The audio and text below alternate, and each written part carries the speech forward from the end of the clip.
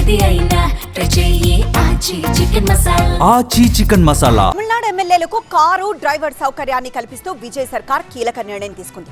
మహిళా ఉద్యోగులకు ఏడాది పాటు ప్రసూతి సెలవులు కూడా ప్రకటించారు. అయితే విజయ్ సర్కార్ ప్రభుత్వ ధనాన్ని దుబారా చేస్తోందని డీఎంకే విమర్శించింది.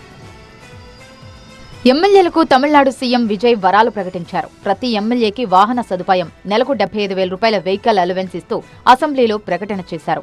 ఎమ్మెల్యే పీఏకు నెలకు 25,000 అలవెన్స్. వాహన నిర్వహణ ఖర్చుల భారం కూడా ప్రభుత్వానిదే అని సీఎం విజయ్ స్పష్టం చేశారు. ఆర్థికంగా ఇబ్బంది పడుతున్నామని చాలా మంది కొత్తగా ఎన్నికైన ఎమ్మెల్యేలు అసెంబ్లీలో ప్రస్తావించడంతో సీఎం విజయ్ ఈ నిర్ణయం తీసుకున్నారు. ఇక రవాణా, పీఏ ఖర్చులను ప్రభుత్వమే భరిస్తుందని ప్రకటించారు. తమిళనాడు అసెంబ్లీలో ఆసక్తికరమైన సన్నివేశం చోటు చేసుకుంది. ఎమ్మెల్యేలకు సీఎం విజయ్ వరాలు ప్రకటించడంతో వినూత్న రీతిలో ధన్యవాదాలు తెలిపారు టీవీకే ఎమ్మెల్యే సింధు. అసెంబ్లీలో పాట పాడి సీఎంకు ఆమె ధన్యవాదాలు తెలిపారు. కొత్తగా ఎన్నికైన తమలాంటి వాళ్లకు ఇది ఎంతో మేలు చేస్తుందన్నారు సింధు.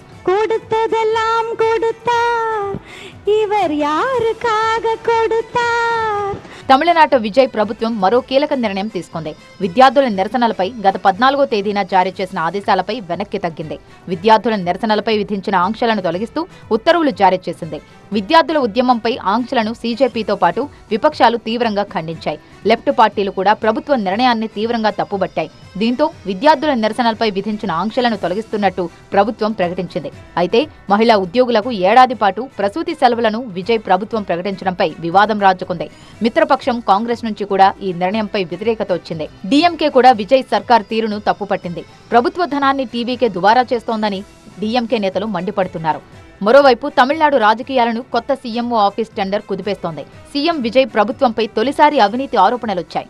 సీఎం కార్యాలయం మార్పు కోసం 5.54 కోట్ల రూపాయలు టెండర్ పిలిచారు. టెండర్లో ప్రాజెక్టు విలువ ఎన్ఏగా ఎందుకు చూపారని విపక్షాలు ప్రశ్నిస్తున్నాయి. ప్రింట్ యాడ్, ఆన్లైన్ టెండర్లో ప్రాజెక్టు విలువపై తేడా ఉందని ఆరోపణలు వెలువెత్తాయి. ఇది వ్యక్తిగత సౌకర్యం కోసం కాదని ప్రభుత్వం వివరణ ఇచ్చింది.